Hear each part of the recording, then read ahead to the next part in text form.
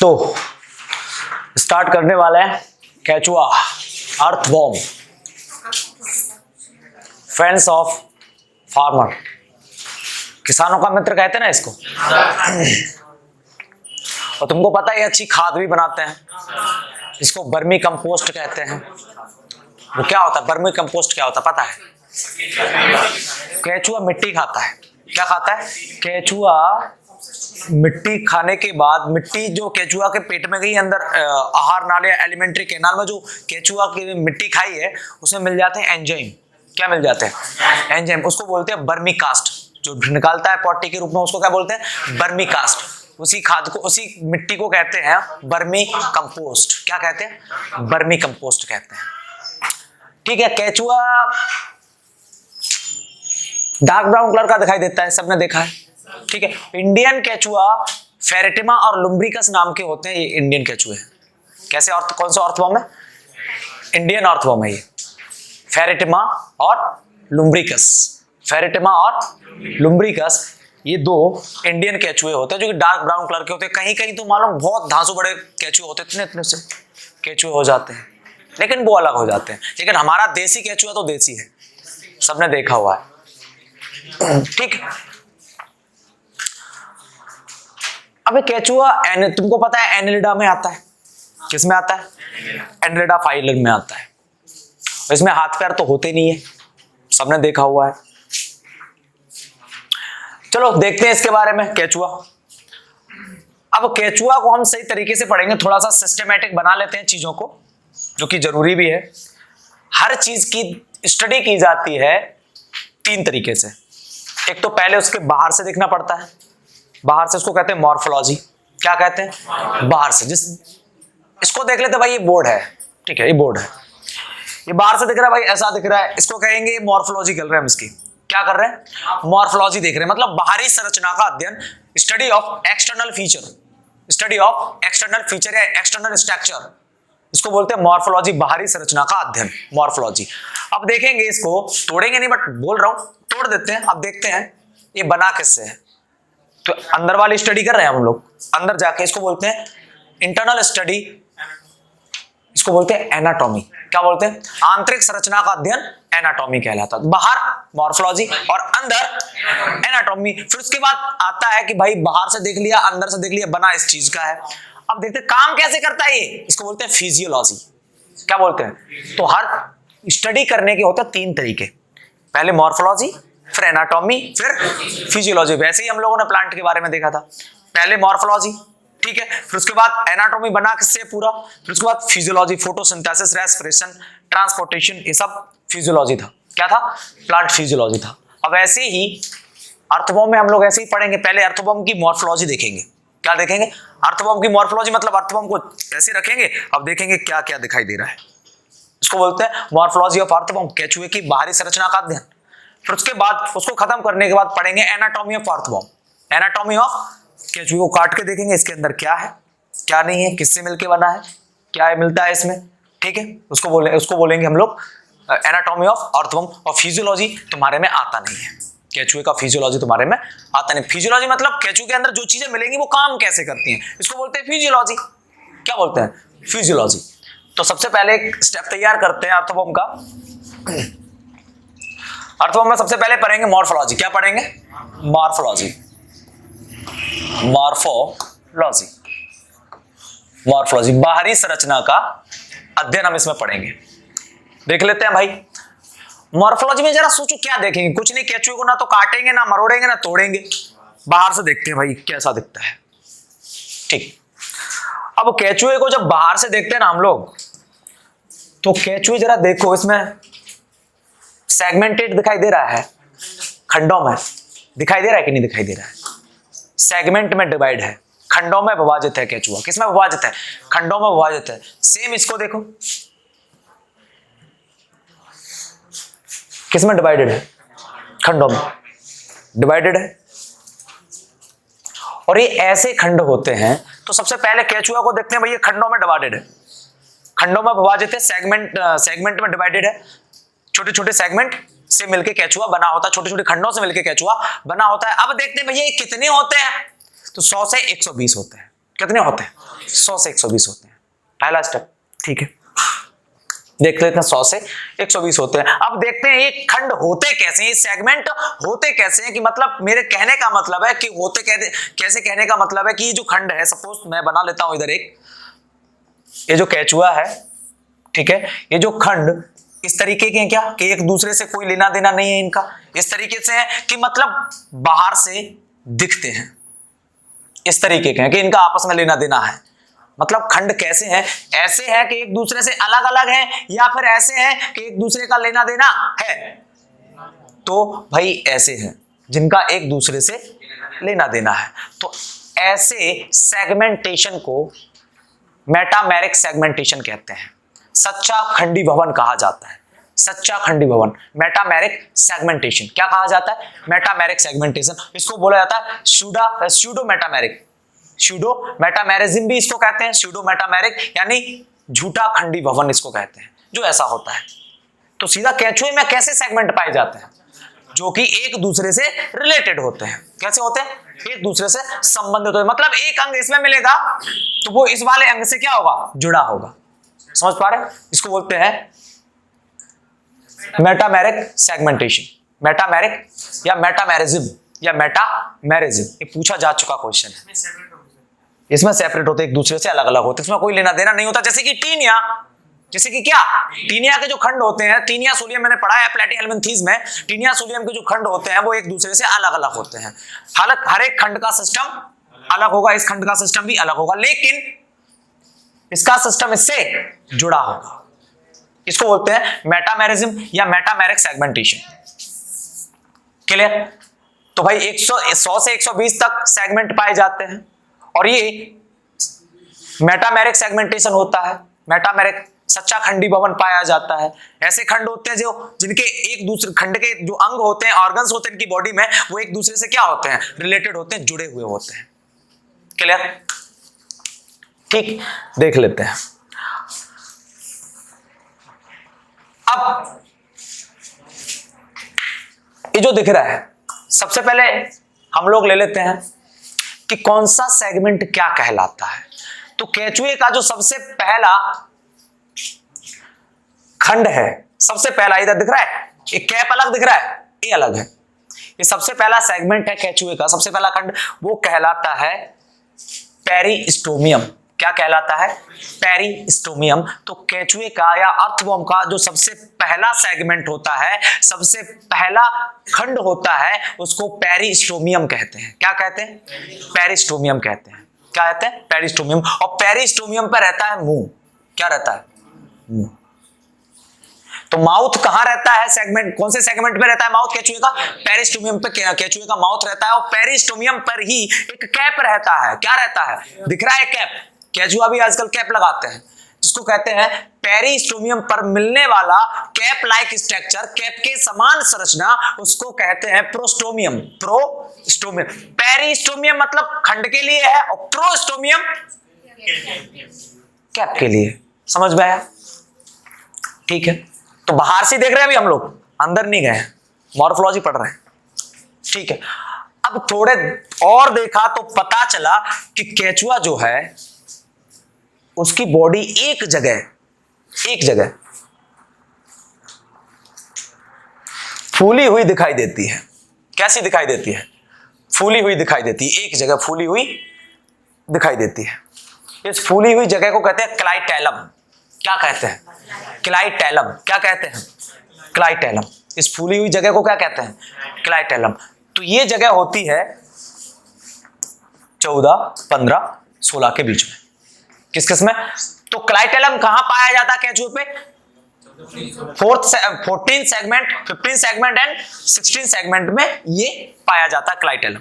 ठीक है, तो 14, 15 और 16 वाले सेगमेंट पे, खंड पे एक फूली हुई जगह दिखाई देती है। ये फूली हुई जगह मतलब क्या होता है? कुछ नहीं होता, इसमें ग्लैंड्स पाई जाती हैं, ग्रंथियां पाई जाती हैं। क्या पाई जाती हैं? ग्लैंड्स या ग्रंथियां पाई जाती हैं। इसको ग्लैंडुलर टिश्यू कहते हैं, इसको ग्रंथिल ऊतक कहा जाता है और एक चपटी चौड़ी पट्टी है, समझ पा रहे, जिसको क्लाइटेलम कहते हैं, जो कहां मिलता है? 14, 15, 16वें खंड में पाया जाता है।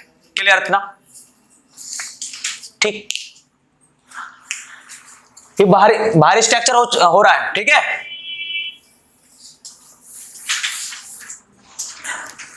ठीक, क्लाइटेलम हो चुका है। अब बात आती है यार, केंचुआ होता है एकदम राउंडेड, बिल्कुल राउंड, कैसा होता है?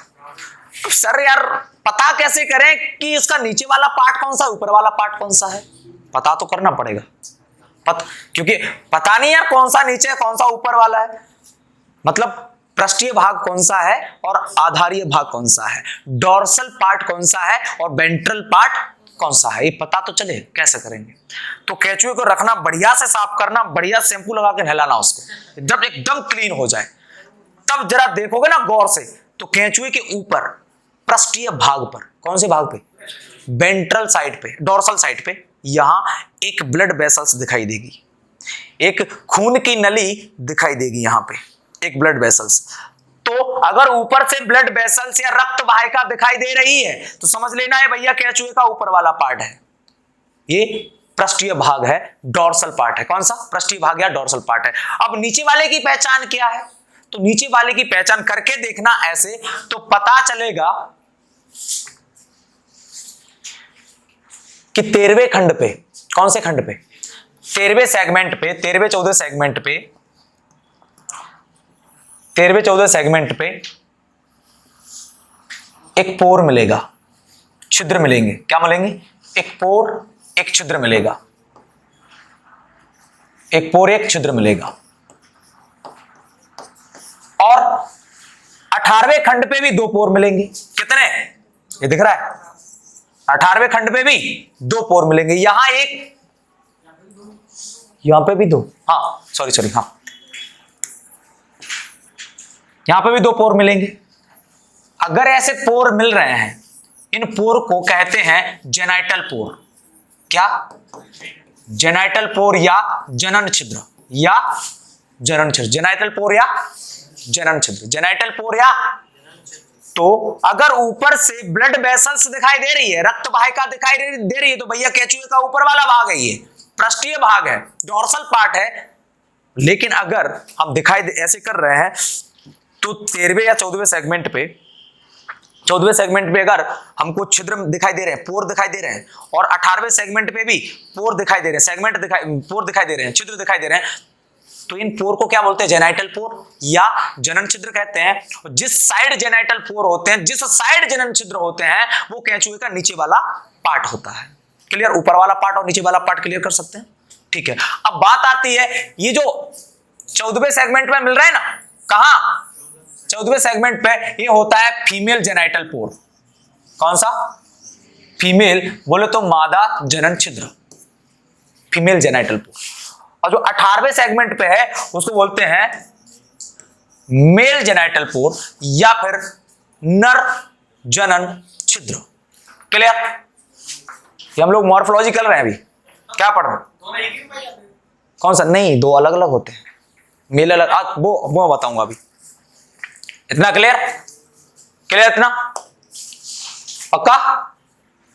अब जरा देखो यार, एक ही केंचुआ है, फीमेल भी इसी में मिल रहा है और मेल भी, तो इसका मतलब ये बाइसेक्सुअल हुआ, उभयलिंगी हुआ, बाइसेक्सुअल या उभयलिंगी हुआ। तो केंचुआ बाइसेक्सुअल होता है, उभयलिंगी होता है। और पता है, अच्छा ये प्लांट है कि एनिमल है? एनिमल है। और प्लांट के लिए, अगर प्लांट कोई बाइसेक्सुअल है, उसमें मेल एंड फीमेल दोनों मिल रहे हैं, तो उसको बाइसेक्सुअल प्लांट कहते हैं, उभयलिंगी पौधा कहते हैं। लेकिन अगर वही कहानी बाइसेक्सुअलिटी यानी उभयलिंगी वाली कहानी अगर किसी एनिमल पे फॉलो करते हैं ना, कि भाई ये एनिमल है, ये बाइसेक्सुअल है, उभयलिंगी है, इसमें मेल एंड फीमेल दोनों पाए जाते हैं, तो एनिमल के लिए सबसे बेटर शब्द होता है हर्मोफ्रोडाइट। हर्मोफ्रोडाइट, हर्मोफ्रोडाइट, हर्मोफ्रोडाइट, हर्मोफ्रोडाइट, ये शब्द यूज होता है, हर्मोफ्रोडाइट। तो केंचुआ एक हर्मोफ्रोडाइट है। हर्मोफ्रोडाइट का मतलब ही होता है भैया बाइसेक्सुअल। हर्मोफ्रोडाइट का मतलब क्या होता है? बाइसेक्सुअल। बाइसेक्सुअल मतलब जिसमें मेल एंड फीमेल दोनों सेक्स मिल रहे हो, तो बाइसेक्सुअल, हर्मोफ्रोडाइट। क्लियर? हर्मोफ्रोडाइट। तो केंचुआ एक हर्मोफ्रोडाइट एनिमल होता है, ठीक है, बाइसेक्सुअल होता है, इसमें मेल एंड फीमेल दोनों पार्ट पाए जाते हैं। अब बात आती है केचुए मेल एंड फीमेल दोनों पार्ट मिल रहे हैं, तो क्या दोनों ही काम करते हैं क्या? भाई काम तो दोनों ही करते हैं, लेकिन अलग अलग टाइम पर करते हैं, अलग अलग। ऐसा नहीं कि एक ही केचुआ है, मम्मी भी पापा भी खुद ने बच्चे पैदा कर लिए, ऐसा नहीं होता है। बच्चे पैदा करने के लिए भाई साहब 2 की आवश्यकता होगी। कितने की? 2 की आवश्यकता होगी, लेकिन वो बात अलग है, कभी ये फीमेल बन जाए, कभी वो फीमेल बन जाएगा, ये मेल बन जाएगा, वो मेल बन जाएगा। समझ रहे हो? तो दोनों फंक्शनल होते हैं बट कंडीशनल। कैसा? कंडीशनल। दोनों ही एक साइड काम नहीं करते। जैसे कि मतलब इसने अंडे बना दिए, इसने शुक्राणु बना दिए और भैया खुद फर्टिलाइज कर लिए, हो गया, एक ही से सब कुछ बन गया, ऐसा नहीं होता है। क्लियर इतना? क्या पढ़ रहे हैं? मॉर्फोलॉजी किसकी? केचुए की मॉर्फोलॉजी। क्लियर? ये था तुम्हारा मॉर्फोलॉजी वाला पार्ट। किसका वाला पार्ट? मॉर्फोलॉजी वाला पार्ट। चलो देख लेते हैं। अब नेक्स्ट आता है इधर एनाटॉमी पे। किस पे?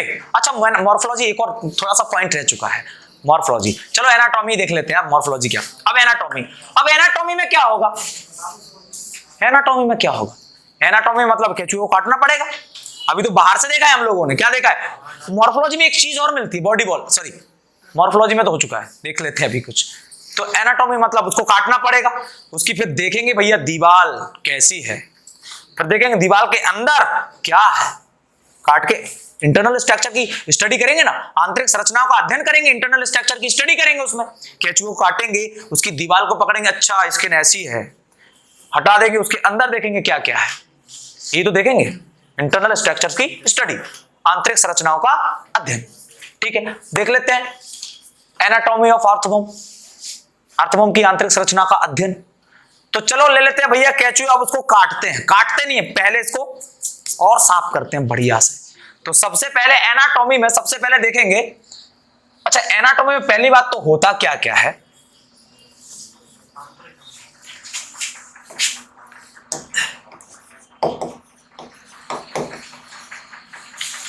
एनाटॉमी में क्या क्या आएगा?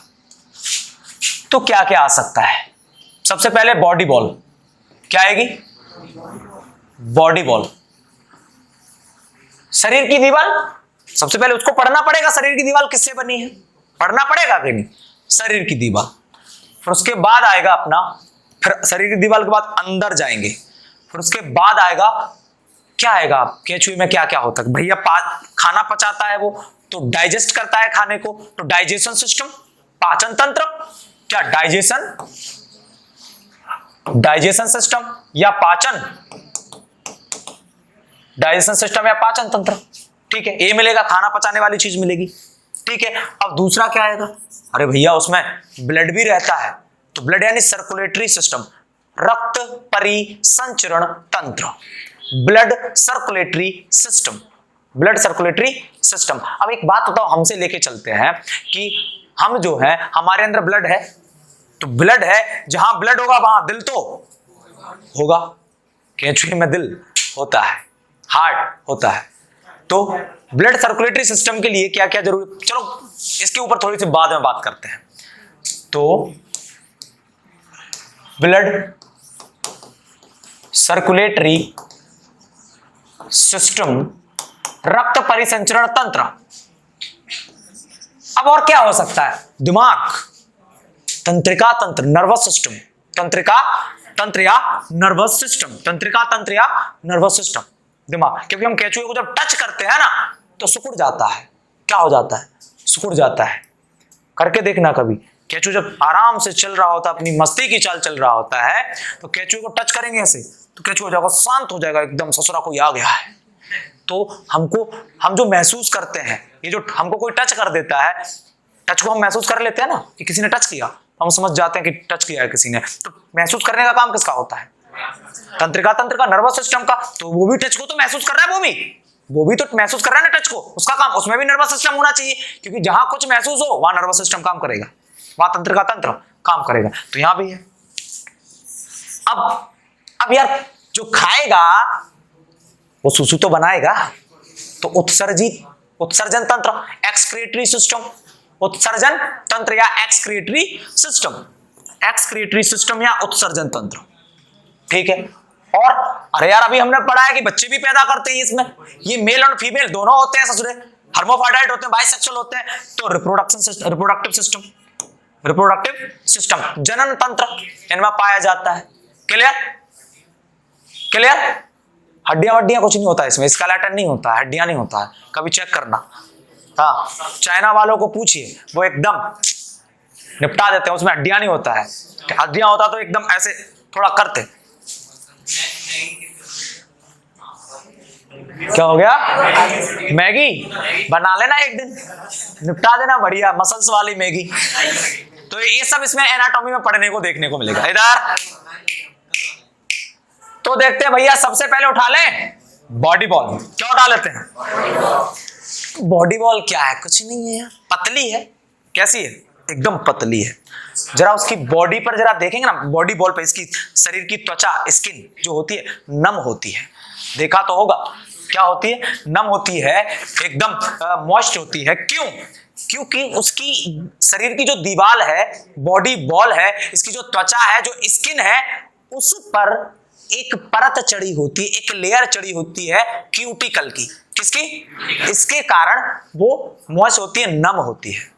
तो केंचुए की जो स्किन होती है, बॉडी बॉल जो होती है, दीवार जो होती है, उस पर क्या चढ़ा होता है? क्यूटिकल की लेयर चढ़ी होती है। क्या चढ़ी होती है? क्यूटिकल की लेयर चढ़ी होती है। और उसकी दीवार को जरा हम लोग गौर से देखेंगे ना, उसकी दीवार को जब हम लोग देखेंगे सही तरीके से, तो पता चलेगा उसकी दीवार जो है, ये खंड है, ये सेगमेंट, इनमें एस शेप का, कौन से शेप का?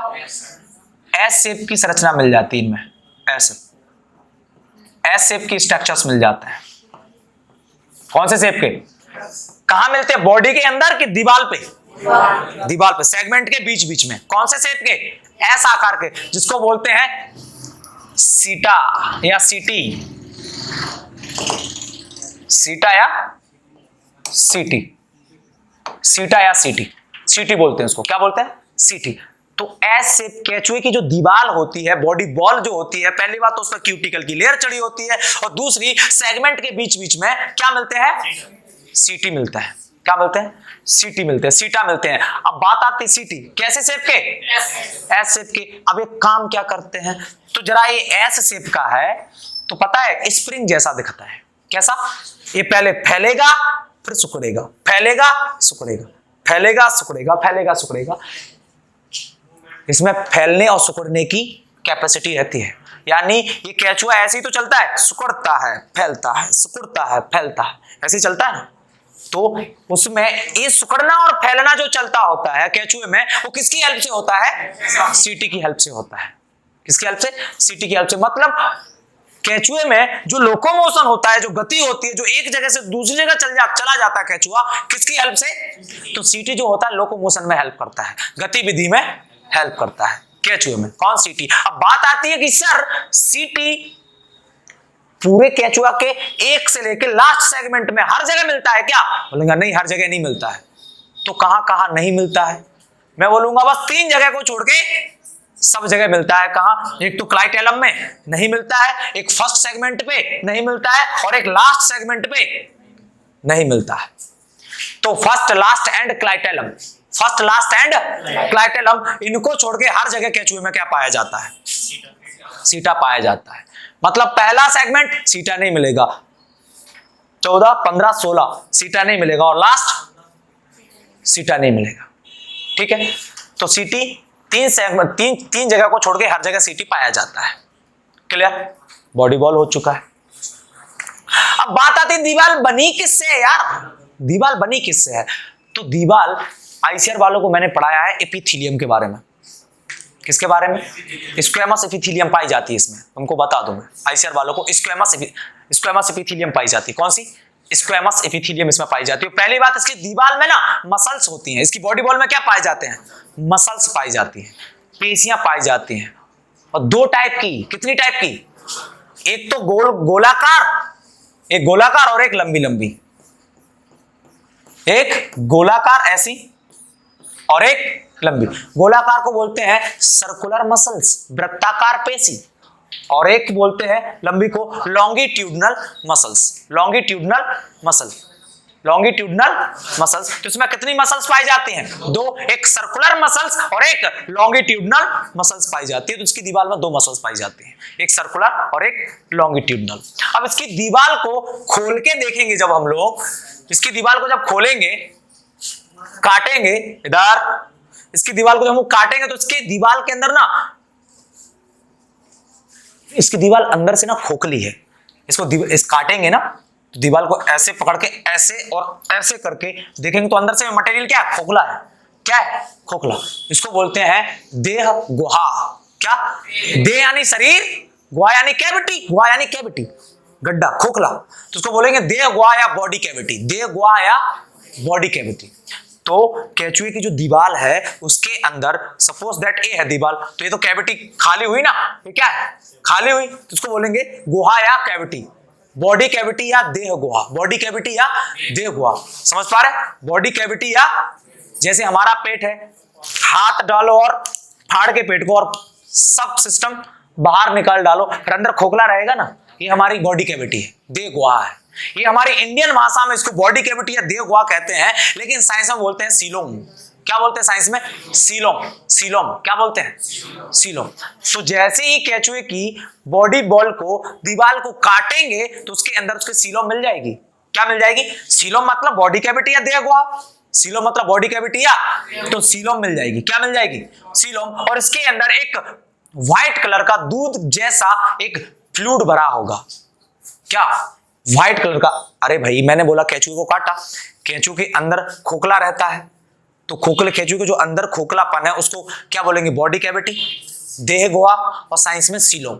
क्या है? सीलोम। और उसके अंदर एक व्हाइट कलर का फ्लूइड भरा होता है, सफेद रंग का, दूधिया रंग का एक द्रव या फ्लूइड भरा होता है, रस भरा होता है। और ये द्रव किसमें भरा है? सीलोम में। किसमें भरा है? तो इस फ्लूइड को, इस रस को देह गुहा रस या फिर सीलोमिक फ्लूइड कहते हैं। सीलोमिक फ्लूइड, सीलोम में मिलने वाले फ्लूइड को क्या बोलेंगे? Coelomic fluid. कैसे कलर का होता है? व्हाइट कलर का होता है। इसके सीलोम में, इसकी सीलोम में कुछ कोशिकाएं पाई जाती हैं, ग्लैंड पाई जाती हैं, ग्रंथियां पाई जाती हैं। क्या पाई जाती हैं? ग्लैंड या ग्रंथियां पाई जाती हैं। इसकी सीलोम में ग्लैंड या ग्रंथियां पाई जाती हैं, जिनको कहते हैं क्लोरोगोगन सेल। क्या? क्लोरोगोगन सेल। कौन सी सेल?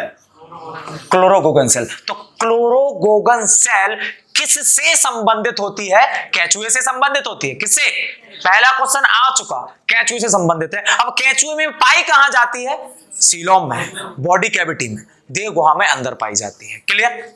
और देह गुहा के अंदर जो फ्लूइड मिलता है, बॉडी कैविटी के अंदर जो फ्लूइड मिलता है, सीलोम के अंदर जो फ्लूइड मिलता है, उसको सीलोमिक फ्लूइड कहते हैं। कैसे कलर का होता है? व्हाइट कलर का। क्लियर? क्लियर? ठीक। क्लोरोगोगन सेल्स। अब ये क्लोरोगोगन सेल्स जो है करती क्या है? ये करती क्या है? कुछ तो करती होगी। अच्छा एक बात बताओ, हमारी बॉडी में यूरिया कहां बनता है? लिवर में बनता है। और केचुए के अंदर जो यूरिया बनता है ना, वो इसमें बनता है, क्लोरोगोगन सेल्स में बनता है। यानी ये हमारे लिवर के जैसे काम करती है, हमारे लिवर के समान केचुए में ये क्या करती है? काम करती है। क्लियर इतना? ठीक। एक क्लोरोगोगन सेल्स हो गया। अब पढ़ते हैं भैया, बॉडी बॉल तो फिनिश हो चुकी है। बॉडी बॉल तो क्या हो चुकी है? अभी नहीं हुई है, बता रहा हूं, नहीं हुई अभी। रुको रुको। बॉडी बॉल पे, इसकी दीवार पे छोटे छोटे छिद्र पाए जाते हैं। छोटे छोटे क्या पाए जाते हैं? छिद्र पाए जाते हैं। इस तरीके से छोटे छोटे छिद्र पाए जाते हैं। चलो देख लेते हैं। ये मैंने बड़ा ले लिया एक, ठीक है, मैं एक सेगमेंट ले रहा हूं। इसकी बॉडी पे क्या मिलते हैं? छोटे छोटे छोटे छोटे छिद्र पाए जाते हैं इसकी बॉडी पे। छोटे छोटे छिद्र, पूरी बॉडी पे छोटे छोटे छिद्र मिलते हैं। अब ये छिद्र कैसे हैं? तो भैया ये छिद्र कुछ नहीं है, ये इनकी शरीर में से नलिकाकार संरचनाएं पाई जाती हैं। क्या पाई जाती हैं? नलिकाकार संरचना पाई जाती हैं इनकी बॉडी में। तो यहां से नली निकल के बाहर खुलती हैं। कहां खुलती हैं? बाहर खुलती हैं। नली निकल के बाहर खुलती हैं। तो इन छोटी नलिकाकार संरचना है ना, इनको कहते हैं नेफ्रीडिया। क्या कहते हैं? नेफ्रीडिया। क्या बोलते हैं? नेफ्रीडिया। नेफ्रीडिया। नेफ्रिडिया, हिंदी में ब्रक्क, ब्रक्क है, सही है, कुछ भी है, नेफ्रिडिया लिखा हुआ है, नेफ्रिडिया क्या, जो भी है, नेफ्रिडिया क्या, नेफ्रिडिया। तो इनकी बॉडी में क्या मिलते हैं, नलिकाकार संरचना, इनको क्या कहते हैं, नेफ्रिडिया। और नलिकाकार संरचनाओं में से, ट्यूबुलर स्ट्रक्चर्स में से नेफ्रिडिया में से कुछ नली निकल के इनकी दीवार पे बाहर की साइड खुलती हैं, बाहर की साइड खुलती हैं। तो ये जो पोर हैं, ये जो चोर है कि पोर है, ये जो पोर है, ये जो छिद्र है, ये जो पोर है, किसके, नेफ्रिडिया के, इनको नेफ्रिडियो पोर कहते हैं, नेफ्रिडियो पोर क्या कहते हैं, नेफ्रिडियो पोर। मतलब क्यों नेफ्रिडियो पोर कह रहे हैं, क्योंकि ये किसके पोर है, नेफ्रिडिया के, इसलिए इनको नेफ्रिडियो पोर कहते हैं। क्लियर। तो इनकी पूरे शरीर पर छोटे छोटे छिद्र पाए जाते हैं जिनको नेफ्रिडियो पोर कहते हैं। क्या बोलते हैं, नेफ्रिडियो पोर। क्लियर। और नेफ्रिडियो पोर किससे रिलेटेड होते हैं, नेफ्रिडियासिस में नेफ्रिडिया आके खुलता है बाहर की साइड। नेफ्रिडिया किसके द्वारा बॉडी बॉल पे बाहर की साइड खुलता है, नेफ्रिडियो पोर के द्वारा बॉडी बॉल पर बाहर की साइड खुलता है। क्लियर। ठीक। अब तुम्हारा ये था छोटा सा बॉडी बॉल। अब आ जाता है डाइजेशन सिस्टम। क्या आ जाता है?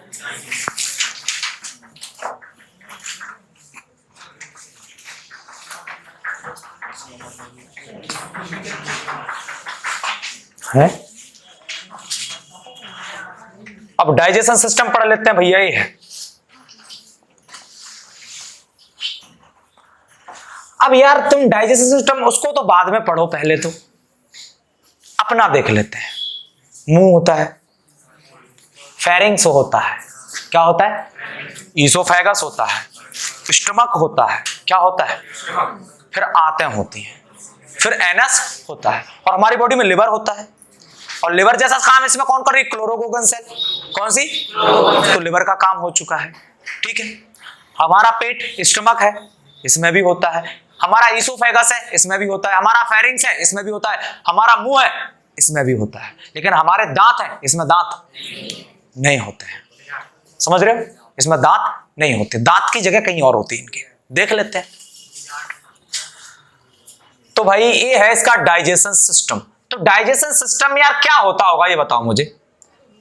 खाना पचता है, और क्या होता है, कौन सा क्या होता है, कुछ नहीं होता है। खाना पचता है डाइजेशन में, फूड डाइजेस्ट होता है। चलो देख लेते हैं डाइजेशन सिस्टम का कमाल। तो डाइजेशन सिस्टम जो होता है वो फर्स्ट सेगमेंट से लेके लास्ट सेगमेंट तक फैला होता है। कहां से कहां तक, फर्स्ट से लास्ट तक फैला होता है। कौन, डाइजेशन सिस्टम। ठीक। अब देख लेते हैं भैया, डाइजेशन सिस्टम फर्स्ट से लास्ट तक फैला होता है, तो कहां से क्या क्या फैला होता है। तो पहले डाइजेशन सिस्टम में हम लोग देख लेते हैं। माउथ होता है, फेरिंग्स होता है, ईसोफेगस होता है, स्टमक होता है, और इंटेस्टाइन, आंतें होती हैं। उसके बाद एनस होता है। ठीक है। इसमें दोनों नहीं मिलती है। इतना हुआ, ये सब इसमें पाया जाता है, ये सब इसमें पाया जाता है। तो देख लेते इसमें माउथ कहां है, ईसोफेगस कहां है, फेरिंग्स कहां है, आंतें कहां है, कहां से कहां तक फैली हुई हैं। तो ठीक है भैया, आ जाओ।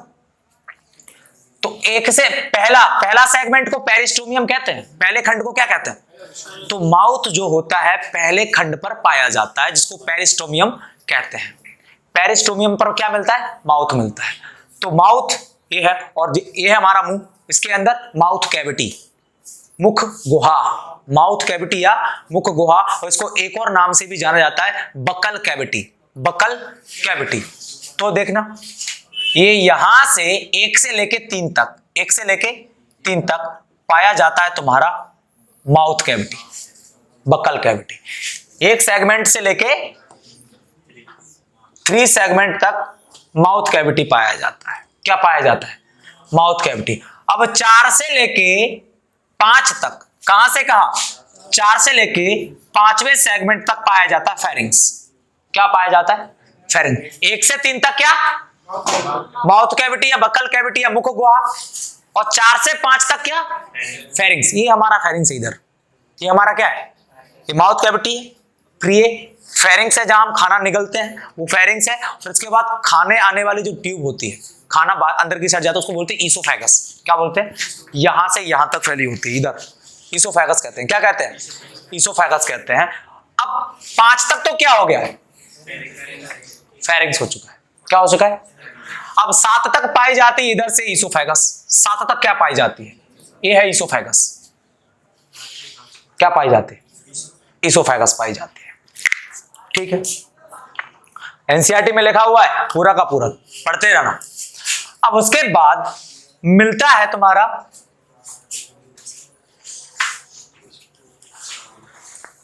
7 से 9 गिजार्ड।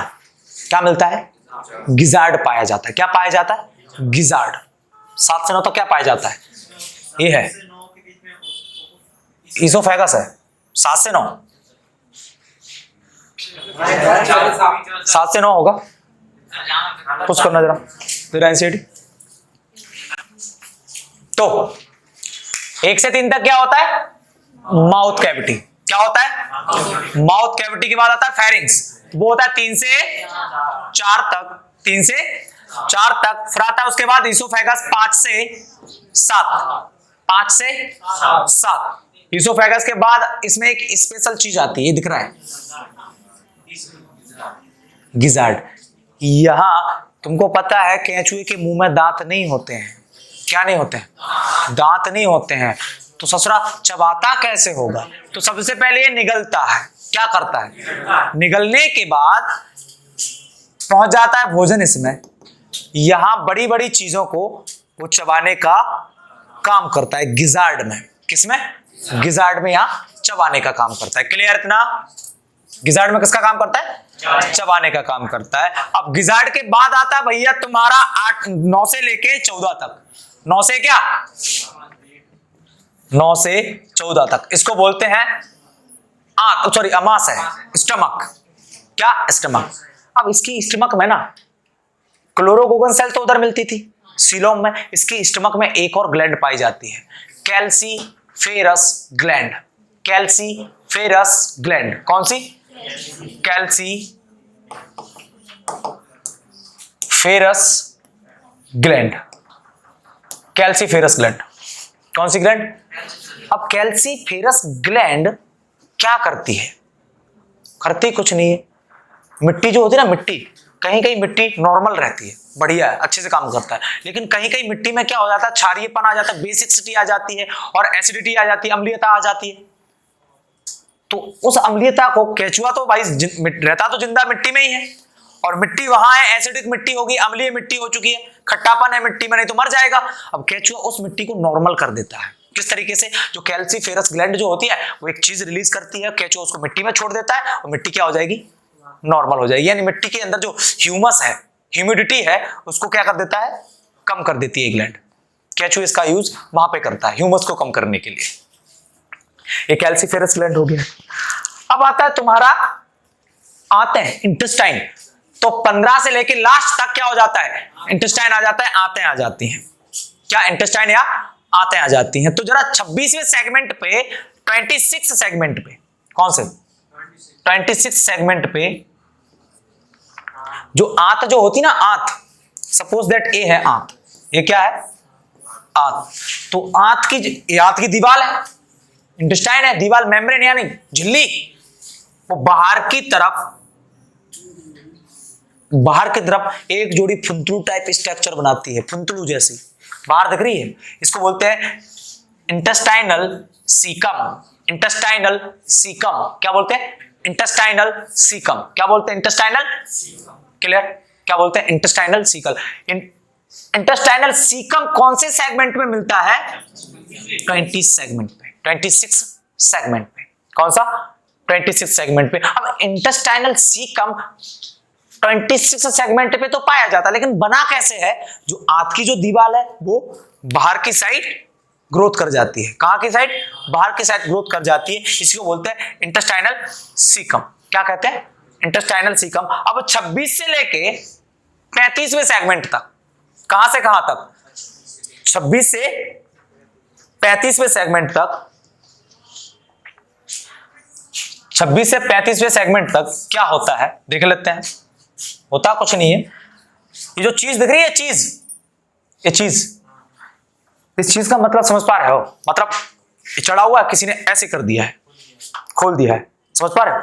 पहले ऐसा था, ऐसा हो चुका है। तो 26 से 35 तक, यहां से यहां तक, यहां से यहां तक आंत के ऊपर एक मेम्ब्रेन रहती है। क्या रहती है? आंत के ऊपर एक झिल्ली रहती है, इंटेस्टाइन के ऊपर झिल्ली रहती है, वो फोल्ड हो जाती है। क्या हो जाती है? फोल्ड हो जाती है। कहां से कहां तक? 26 से 35 तक जो एक मेम्ब्रेन होती है वो क्या हो जाती है? फोल्ड हो जाती है। इस फोल्ड हुई मेम्ब्रेन को, एक फोल्ड हुई झिल्ली को कहते हैं टिफ्लोसॉल। क्या कहते हैं? टिफ्लोसॉल। फोल्डिंग का मतलब जानते हो? वलन। टिफ्लोसॉल का मतलब वलन, मतलब घूम जाना, फोल्ड हो जाना। तो ये फोल्ड आंत की दीवार हो रही है, आंत की झिल्ली, आंत की मेम्ब्रेन हो रही है, इंटेस्टाइन की मेम्ब्रेन, तो उसको बोलते हैं टिफ्लोसॉल। क्या बोलते हैं? और हिंदी में आंत्रवलन, हिंदी में आंत्रवलन, टिफ्लोसॉल। क्या बोलते हैं?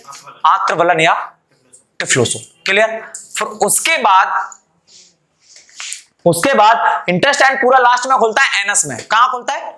एनस में। और खाना उधर से निकल जाता है। मिट्टी खाता है, इसमें एंजाइम मिल जाते हैं, और जो खाना पॉटी के रूप में बाहर निकालता है वो खेती के लिए बहुत ही परफेक्ट होता है। उसको बर्मी कास्ट कहा जाता है। और केंचुए के द्वारा बनाया गया जो खाद होता है उसको बर्मी कंपोस्ट कहा जाता है। क्या कहा जाता है? बर्मी कंपोस्ट कहा जाता है। क्लियर?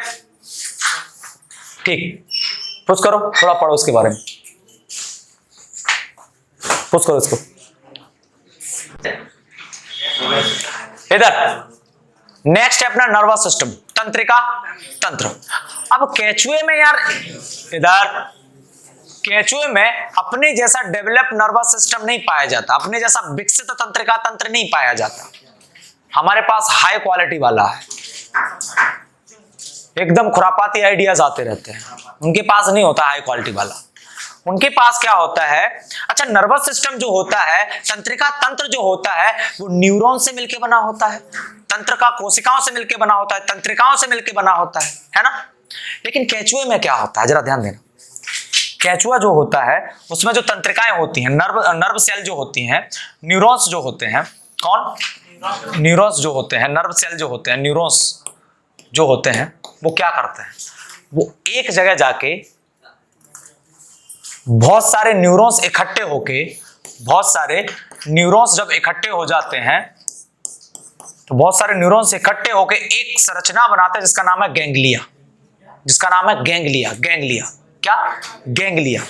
तो गैंग्लिया क्या है? कुछ नहीं है, group of neurons, group of neurons. Neuron का गुच्छा क्या है? गैंग्लिया कहलाता है। क्या कहलाता है? गैंग्लिया कहलाता है। तो केंचुए में बहुत सारे न्यूरॉन्स इकट्ठे हो जाते हैं, बहुत सारी नर्व सेल इकट्ठी हो जाती है, बहुत सारी तंत्रिकाएं या तंत्रिका कोशिकाएं इकट्ठी हो जाती है, तब जाके एक चीज बनती है जिसका नाम क्या है? गैंग्लिया बन जाता है। क्या बन जाता है? गैंग्लिया। जरा देखते हैं हम लोग। गैंग्लिया दिख रहा है? गैंग्लिया ये है, गैंग्लिया दिख रहा है? गैंग्लिया। अब जरा देखो, इसको बोलते हैं सेगमेंटल गैंग्लिया। क्या है? इसमें सेगमेंटल गैंग्लिया लिखा हुआ। सेगमेंटल गैंग्लिया क्या होता है? कुछ नहीं। अरे यार, अब एक बात बताओ, इनको क्या बोलते हैं? सेगमेंट कहते हैं, खंड कहते हैं ना, सेगमेंट। तो ये गैंग्लिया सेगमेंट में ही तो है। तो ऐसे गैंग्लिया जो सेगमेंट में उपस्थित हो, खंडों में उपस्थित हो, उनको सेगमेंटल गैंग्लिया कहते हैं। क्या कहते हैं? Segmental ganglia. तो इसमें सेगमेंटल गैंग्लिया की एक चेन पाई जाती है। जरा देखो, तो सेगमेंटल गैंग्लिया मतलब ऐसे गैंग्लिया, न्यूरॉन्स का ग्रुप, सेगमेंटल, सेगमेंट में मिलने वाले। तो इसमें सेगमेंटल गैंग्लिया का एक चेन पाया जाता है, एक रॉड पाया जाता है। इसको नर्व कॉर्ड कहते हैं। क्या कहते हैं? Nerve cord. क्या बोलते हैं? Nerve cord. अरे यार, नर्व कॉर्ड किसको कहते हैं? जिसमें तंत्रिका कोशिकाएं व्यवस्थित हो। हमारे इधर मिलती है स्पाइनल कॉर्ड में, रीढ़ की हड्डी में मिलती है नर्व कॉर्ड। तो कुछ नहीं है, तंत्रिका कोशिकाओं का जाल होता है यार, एक रॉड के रूप में। ये वही तो है, एक रॉड बनी हुई है, तो इसको बोलते हैं नर्व कॉर्ड। क्या कहते हैं? Nerve cord. तो ये नर्व कॉर्ड किससे मिलकर बनी है? गैंग्लिया। और गैंग्लिया किससे मिलकर बना है? न्यूरॉन से। ठीक है। अब आगे जाके भैया फेरिंग्स में जाके, कहां जाके? फेरिंग्स में जाके ये जो सेगमेंटल गैंग्लिया है ना, वहां से 2 न्यूरॉन्स निकलते हैं। कितने न्यूरॉन्स? 2 न्यूरॉन्स निकलते हैं। और फेरिंग्स के, ये फेरिंग्स है, एक न्यूरॉन्स इधर से और एक न्यूरॉन्स इधर से। समझ पा रहे हो? ऐसे समझ पा रहे हो? तो ये जो सेगमेंटल गैंग्लिया है वो फेरिंग्स में जाके 2 न्यूरॉन्स बनाता है। उनमें से एक न्यूरॉन्स ऊपर से जाएगा और एक न्यूरॉन्स नीचे से जाएगा। तो इसको मतलब रिंग बन जाती है। क्या बन जाती है? ये जरा देखो, एक ये वाला न्यूरॉन्स ऊपर से जा रहा है, इसके नीचे से भी जा रहा होगा, तो ये रिंग बन जाती है। इसको कहते हैं नर्व रिंग। क्या कहते हैं? नर्व रिंग, तंत्रिका वलय। नर्व रिंग या तंत्रिका वलय। क्लियर? तो ये नर्व रिंग या तंत्रिका वलय कहां बनती है? फेरिंग्स में। कहां बनती है? कौन बनाता है? सेगमेंटल गैंग्लिया बनाता है। कौन बनाता है? सेगमेंटल गैंग्लिया 2 न्यूरॉन क्रिएट करता है। सेगमेंटल गैंग्लिया आया, ये भैया फेरिंग्स है। क्या है? फेरिंग्स है। ठीक है, ये गैंग्लिया है, सेगमेंटल गैंग्लिया है। ठीक है, सेगमेंटल गैंग्लिया है। अब यहां से सेगमेंटल गैंग्लिया ने एक न्यूरॉन यहां से बनाया और एक न्यूरॉन नीचे से बनाया। तो रिंग बना के नहीं बना? इसको बोलते हैं, अच्छा ये न्यूरॉन को नर्व भी कहते हैं। नर्व, न्यूरॉन को क्या बोलते हैं? तंत्रिका या नर्व या न्यूरॉन या तंत्रिका कोशिका या नर्व सेल, सब एक ही है। समझ पा रहे हो? तो इसको बोलते हैं तंत्रिका वलय, तंत्रिका वलय या नर्व रिंग। तंत्रिका वलय या नर्व रिंग। तो तंत्रिका वलय या नर्व रिंग कहां पाई जाती है? फेरिंग्स में। कहां पाई जाती है? फेरिंग्स में। तंत्रिका वलय या नर्व रिंग का मतलब क्या होता है? बोल देना कुछ नहीं है, जो फेरिंग्स है। बोला हाँ, वहां सेगमेंटल गैंग्लिया रहता है एक साइड में। जी बिल्कुल रहता है। वो सेगमेंटल गैंग्लिया एक नर्व को इधर से डालेगा, एक नर्व को इधर से डालेगा, तो इस दोनों नर्व मिलकर एक रिंग बना लेती है। इसको बोलते हैं नर्व रिंग। और ये फेरिंग्स में होता है। कहां होता है? फेरिंग्स में होता है। अब किसी ने पूछ लिया, अच्छा ये नर्व रिंग करती क्या है? वो कुछ नहीं करती है, बोल देना। वहीं पे फेरिंग्स में इनका सेरिब्रल गैंग्लिया उपस्थित होता है। क्या उपस्थित होता है? Cerebral ganglia. कहां? फेरिंग्स में। कौन सा? Cerebral ganglia. कौन सा गैंग्लिया? Cerebral ganglia. कहां मिलता है? फेरिंग्स में। कौन मिलता है? Cerebral ganglia. ये जो सेगमेंटल गैंग्लिया है ना, इधर ये जो सेगमेंटल गैंग्लिया है वो सेरिब्रल गैंग्लिया से क्या हो जाता है? जुड़ जाता है। क्या हो जाता है? तो किसकी हेल्प से? नर्व रिंग की हेल्प से। कहां जुड़ता है? फेरिंग्स में जुड़ता है। कहां जुड़ता है? तो सेगमेंटल गैंग्लिया सेरिब्रल गैंग्लिया से जुड़ के ये बना लेता है भैया ब्रेन। क्या बना लेता है? ब्रेन, मस्तिष्क, दिमाग बनाता है इनका। तो केचुए का जो ब्रेन होता है, मस्तिष्क होता है, वो किन चीजों से मिलकर बना है? बोल देना कुछ नहीं यार, 2 चीजों से मिलकर बना है। एक तो सेगमेंटल गैंग्लिया, एक सेरिब्रल गैंग्लिया। अच्छा, दोनों मिलकर ब्रेन बनाते हैं? बोला हाँ। तुम बोल देना, वो बोलेगा कहीं क्वेश्चन पूछे कि दोनों जुड़ जाते हैं? बोला बिल्कुल जुड़ जाते हैं। तो किससे? नर्व रिंग से जुड़ जाते हैं। किसी ने पूछा कहां जुड़ते हैं? बोलता फेरिंग्स में। मतलब कौन से खंडों में? 1 से 3 में, सॉरी 3 से 4 में। 3 से 4 में। क्लियर? ये कांड कहां का हो रहा है? 3 से 4 का, फेरिंग्स का हो रहा है। क्लियर? अब इसको देख लेते हैं, इस पे फोकस कर लो, थोड़ा सा समझ में आ जाएगा। दिख रहा है? ये क्या नर्व रिंग दिख रही है? दिख रही है ना? नर्व रिंग दिख रही है। और ये दिख रहा है सेरिब्रल गैंग्लिया। क्या दिख रहा है? Cerebral ganglia. इसी की हेल्प से यहां जुड़ के ब्रेन बन जाता है। क्या बन जाता है? ब्रेन। तो वेंट्रल नर्व कॉर्ड, वेंट्रल मतलब नीचे, आधारीय, ये वेंट्रल नर्व कॉर्ड है। एक ही पाई जाती है, 2 नहीं मिलती हैं, एक मिलती है बस नीचे की side, ventral nerve cord. Clear? ठीक हो गया यहाँ पे। अब बात आती है यार कि केचुए में दिमाग ज्यादा नहीं होता है, ठीक ठाक है। टच महसूस कर सकता है, लाइट को महसूस कर सकता है, टच को महसूस कर सकता है, लाइट को महसूस कर सकता है। और दूसरी बात भैया, ये टेस्ट को भी महसूस कर सकता है। टेस्ट कैसा है? सोचो, स्वाद, इसको भी स्वाद लगता है, इसको भी स्वाद लगता है। मतलब टेस्ट सेंसरी ऑर्गन इसमें पाए जाते हैं, स्वाद संवेदी अंग इसमें पाए जाते हैं। कहां पाए जाते हैं भैया? मुंह में ही मिलेंगे। कहां मिलेंगे? या जैसे हमारे मुंह में मिलते, बोल देते हाय कड़वा है, मीठा है, मस्त है, बोल देते हैं ना। तो कहां? मुंह में। कान में डाल के देख लो, नहीं होता है, क्योंकि टेस्ट बर्ड जो होती हैं, टेस्ट सेंसरी ऑर्गन जो होते हैं, स्वाद संवेदी अंग जो होते हैं, वो कहाँ रहते हैं? माउथ कैविटी में रहते हैं। तो इसमें भी वही होता है, माउथ कैविटी में भी टेस्ट सेंसरी ऑर्गन इसमें पाए जाते हैं। क्लियर? ये हो चुका है तुम्हारा नर्वस सिस्टम। क्या हो चुका है? Nervous system. ठीक है, आगे देखते हैं कल।